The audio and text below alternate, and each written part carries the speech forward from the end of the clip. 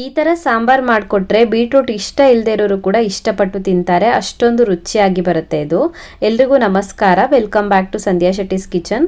ಇವತ್ತಿನ ವಿಡಿಯೋದಲ್ಲಿ ತುಂಬಾ ಟೇಸ್ಟಿಯಾಗಿ ಬೀಟ್ರೂಟ್ ಸಾಂಬಾರನ್ನು ಯಾವ ಥರ ಮಾಡೋದಂತ ತೋರಿಸ್ತಾ ಇದ್ದೀನಿ. ಎಲ್ಲರಿಗೂ ಇಷ್ಟ ಆಗುತ್ತೆ, ಅಷ್ಟೊಂದು ಟೇಸ್ಟಿಯಾಗಿ ಬರುತ್ತೆ ಇದು. ಬನ್ನಿ ಹಾಗಿದ್ರೆ ಯಾವ ಥರ ಮಾಡೋದಂತ ನೋಡೋಣ. ಬೀಟ್ರೂಟ್ ಸಾಂಬಾರು ಮಾಡೋದಕ್ಕೆ ನಾನಿಲ್ಲಿ ಅರ್ಧ kg ಆಗುವಷ್ಟು ಬೀಟ್ರೂಟನ್ನು ತೊಗೊಂಡಿದ್ದೀನಿ. ಫಸ್ಟಿಗೆ ಬೀಟ್ರೂಟ್ದು ಸಿಪ್ಪೆ ತೆಗೆದ್ಬಿಟ್ಟು ಚೆನ್ನಾಗಿ ತೊಳ್ಕೊಳ್ಬೇಕು. ಬೀಟ್ರೂಟ್ ಕಟ್ ಮಾಡಿದ ನಂತರ ತೊಳಿಬಾರ್ದು.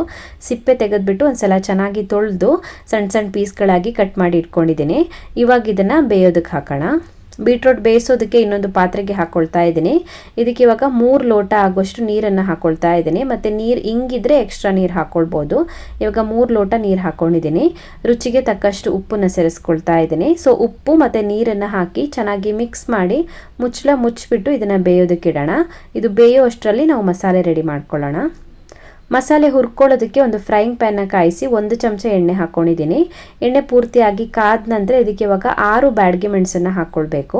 ಉರಿನ ಮೀಡಿಯಂ ಫ್ಲೇಮಲ್ಲಿ ಇಟ್ಕೊಂಡು ಫ್ರೈ ಮಾಡ್ಕೊಳ್ಬೇಕು. ಉರಿನ ಮೀಡಿಯಂ ಫ್ಲೇಮಲ್ಲಿ ಇಟ್ಕೊಂಡು 2 ನಿಮಿಷದವರೆಗೂ ಮೆಣಸನ್ನು ಫ್ರೈ ಮಾಡ್ಕೊಳ್ಬೇಕು. ಮೆಣಸು ಸ್ವಲ್ಪ ಹೊತ್ತು ಫ್ರೈ ಆದ ನಂತರ ಇವಾಗ ಇದೇ ಪಾತ್ರೆಗೆ 1.5 ಚಮಚ ಆಗುವಷ್ಟು ಧನಿಯಾ ಕಾಳು ಹಾಕ್ಕೊಳ್ತಾ ಇದ್ದೀನಿ. 1.5 ಇಂದ 2 ಚಮಚದವರೆಗೂ ಹಾಕೋಬಹುದು ಧನಿಯಾ ಕಾಳನ್ನು. ಹಾಗೆಯೇ 1/4 ಚಮಚ ಆಗುವಷ್ಟು ಜೀರಿಗೆ ಹಾಕೋಬೇಕು. ಜೀರಿಗೆ ಜಾಸ್ತಿ ಬೇಡ, 1/4 ಚಮಚ ಹಾಕೊಳ್ಳಿ. ಸೊ ಇವಾಗ ಇದನ್ನು ಮತ್ತೆ ಹುರ್ಕೊಳ್ಳೋಣ. ಮತ್ತೆ ಮೀಡಿಯಂ ಫ್ಲೇಮಲ್ಲಿನೇ ಹುರ್ಕೊಳ್ಬೇಕು. ಮೀಡಿಯಂ ಫ್ಲೇಮಲ್ಲಿ ಮತ್ತೆ ಒಂದು 2 ನಿಮಿಷದವರೆಗೂ ಹುರ್ಕೊಳ್ಳೋಣ. ಸೊ ಮಸಾಲೆ ಐಟಮ್ಸ್ ಎಲ್ಲ ಚೆನ್ನಾಗಿ ಫ್ರೈ ಆಗಿದೆ. ಇವಾಗ ಇದೇ ಪಾತ್ರೆಗೆ ಅರ್ಧ ತೆಂಗಿನಕಾಯಿ ಹಾಕ್ಕೊಳ್ತಾ ಇದ್ದೀನಿ. ಅರ್ಧ ತುರಿದಿರುವಂಥ ತೆಂಗಿನಕಾಯಿ ಹಾಕ್ಕೊಳ್ತಾ ಇದ್ದೀನಿ. ತೆಂಗಿನಕಾಯಿ ತುರಿನ ಫ್ರೈ ಮಾಡ್ದೇನೂ ಕೂಡ ಹಾಕ್ಬೋದು, ಡೈರೆಕ್ಟಾಗಿ ರುಬ್ಬೋದಕ್ಕೇ ಹಾಕ್ಬೋದು. ಬಟ್ ಸ್ವಲ್ಪ ಫ್ರೈ ಮಾಡಿ ಹಾಕ್ಕೊಂಡ್ರೆ ಸಾರು ಇನ್ನೂ ಕೂಡ ರುಚಿಯಾಗಿ ಬರುತ್ತೆ. ಇದನ್ನ ಸ್ವಲ್ಪ ಹೊತ್ತು ಫ್ರೈ ಮಾಡಿದ್ರೆ ಸಾಕಾಗುತ್ತೆ. 1 ನಿಮಿಷದವರೆಗೂ ಫ್ರೈ ಮಾಡಿಕೊಂಡ್ರೆ ಸಾಕಾಗುತ್ತೆ. ಉರಿನ ಮೀಡಿಯಂ ಫ್ಲೇಮಲ್ಲಿ ಇಟ್ಕೊಂಡೆ ಫ್ರೈ ಮಾಡ್ಕೊಳ್ಳಿ.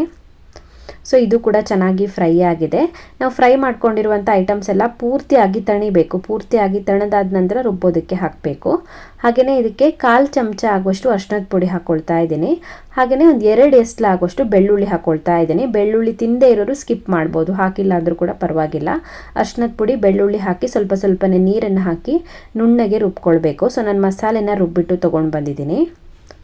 ಬೀಟ್ರೂಟು ಅರ್ಧದಷ್ಟು ಬೆಂದಾದ ನಂತರ ಇದಕ್ಕಿವಾಗ ಈರುಳ್ಳಿ ಮತ್ತು ಟೊಮ್ಯಾಟೋನ ಹಾಕ್ಕೊಳ್ತಾ ಇದ್ದೀನಿ. ಈರುಳ್ಳಿ ತಿಂದೇ ಇರೋರು ಸ್ಕಿಪ್ ಮಾಡ್ಬೋದು, ಟೊಮ್ಯಾಟೊ ಮಾತ್ರ ಹಾಕ್ಕೊಳ್ಳಿ. 1 ಈರುಳ್ಳಿನ ಕಟ್ ಮಾಡಿ ಹಾಕ್ಕೊಂಡಿದ್ದೀನಿ. 2 ಟೊಮ್ಯಾಟೋನ ಕಟ್ ಮಾಡಿ ಹಾಕ್ಕೊಳ್ತಾ ಇದ್ದೀನಿ. ಈರುಳ್ಳಿ ಮತ್ತು ಟೊಮ್ಯಾಟೋನ ಹಾಕ್ಬಿಟ್ಟು ಚೆನ್ನಾಗಿ ಮಿಕ್ಸ್ ಮಾಡಿಬಿಟ್ಟು ಮುಚ್ಚಿಬಿಟ್ಟು ಮತ್ತೆ ಬೇಯಿಸ್ಕೊಳ್ಳೋಣ. ಬೀಟ್ರೂಟ್ ಪೂರ್ತಿಯಾಗಿ ಬೇಯೋವರೆಗೂ ಬೇಯಿಸ್ಕೊಳ್ಳೋಣ. ಬೀಟ್ರೂಟ್ ಇವಾಗ ಪೂರ್ತಿಯಾಗಿ ಬೆಂದಿದೆ. ಬೀಟ್ರೂಟ್ ಪೂರ್ತಿಯಾಗಿ ಬೆಂದಾದ ನಂತರ ಇದಕ್ಕೆ ಇವಾಗ ಮಸಾಲೆ ಹಾಕೋಬೇಕು. ಮಸಾಲೆನ ಆದಷ್ಟು ಗಟ್ಟಿಯಾಗಿ ರುಬ್ಕೊಳ್ಳಿ, ಜಾಸ್ತಿ ತೆಳು ಮಾಡ್ಕೊಳ್ಳೋಕೆ ಹೋಗಬೇಡಿ. ಮತ್ತು ನೀರು ಬೇಕಿದ್ರೆ ಹಾಕೋಬೋದು. ಸೊ ಫಸ್ಟಿಗೆ ಜಾಸ್ತಿ ನೀರು ಮಾಡಿಕೊಂಡ್ರೆ ಮತ್ತೆ ಏನೂ ಮಾಡೋದಕ್ಕಾಗಲ್ಲ. ಜಾಸ್ತಿ ತೆಳುವಾಗಬಾರ್ದು ಸಾಂಬಾರು. ಬೀಟ್ರೂಟಲ್ಲೂ ಕೂಡ ಸ್ವಲ್ಪ ನೀರು ಉಳ್ಕೊಂಡಿದೆ. ಮಸಾಲೆನ ಸೇರಿಸಿ ಮತ್ತೆ ಎಕ್ಸ್ಟ್ರಾ 1 ಲೋಟ ಆಗುವಷ್ಟು ನೀರು ಹಾಕ್ಕೊಳ್ತಾ ಇದ್ದೀನಿ. ನೀವು ಅದಕ್ಕೆ ತಕ್ಕಂತೆ ನೀರನ್ನು ಚೇಂಜ್ ಮಾಡ್ಕೊಳ್ಳಿ. ಎಷ್ಟು ನೀರು ಬೇಕೋ ಅಷ್ಟು ನೀರನ್ನು ಹಾಕ್ಕೊಳ್ಳಿ. ಜಾಸ್ತಿ ತೆಳು ಮಾಡ್ಕೊಳ್ಬೇಡಿ, ಸ್ವಲ್ಪ ದಪ್ಪನೇ ಇರಲಿ. ರುಚಿಗೆ ತಕ್ಕಷ್ಟು ಉಪ್ಪನ್ನು ಸೇರಿಸಿ ಮುಚ್ಚಿ 10 ನಿಮಿಷದವರೆಗೂ ಕುದಿಸ್ಕೊಳ್ಬೇಕು ಇದನ್ನು. ಸೊ 10 ನಿಮಿಷ ಕುದಿಸ್ಕೊಂಡಿದ್ದಾಗಿದೆ. ಸಾಂಬಾರು ಕೂಡ ಚೆನ್ನಾಗಿ ಕುಕ್ ಆಗಿದೆ, ಬೀಟ್ರೂಟ್ ಕೂಡ ಬೆಂದಿದೆ. ಇವಾಗ ಕೊನೆಯಲ್ಲಿ ಇದಕ್ಕೆ ಒಗ್ಗರಣೆ ಹಾಕೊಳ್ಳೋಣ. ಒಗ್ಗರಣೆ ಆಪ್ಷನಲ್ಲು, ಬೇಕಿದ್ರೆ ಹಾಕೋಬಹುದು, ಹಾಕಿಲ್ಲ ಅಂದರೂ ಪರವಾಗಿಲ್ಲ. ಸ್ವಲ್ಪ ಎಣ್ಣೆ ಕಾಯಿಸ್ಬಿಟ್ಟು ಅದಕ್ಕೆ ಸಾಸಿವೆ, ಉದ್ದಿನಬೇಳೆ, ಬೆಳ್ಳುಳ್ಳಿ, ಮೆಣಸು ಮತ್ತು ಕರಿಬೇವಿನ ಎಲೆನ ಹಾಕಿ ಫ್ರೈ ಮಾಡಿ ಹಾಕ್ಕೊಳ್ತಾ ಇದ್ದೀನಿ. ಬೆಳ್ಳುಳ್ಳಿ ಒಗ್ಗರಣೆ ಬೇಡ ಅನಿಸಿದ್ರೆ ಇಂಗಿನ ಒಗ್ಗರಣೆ ಹಾಕೋಬಹುದು. ಒಗ್ಗರಣೆ ಹಾಕಿಲ್ಲ ಅಂದರೂ ಪರವಾಗಿಲ್ಲ, ಹೇಗಾದರೂ ನಡೆಯುತ್ತೆ.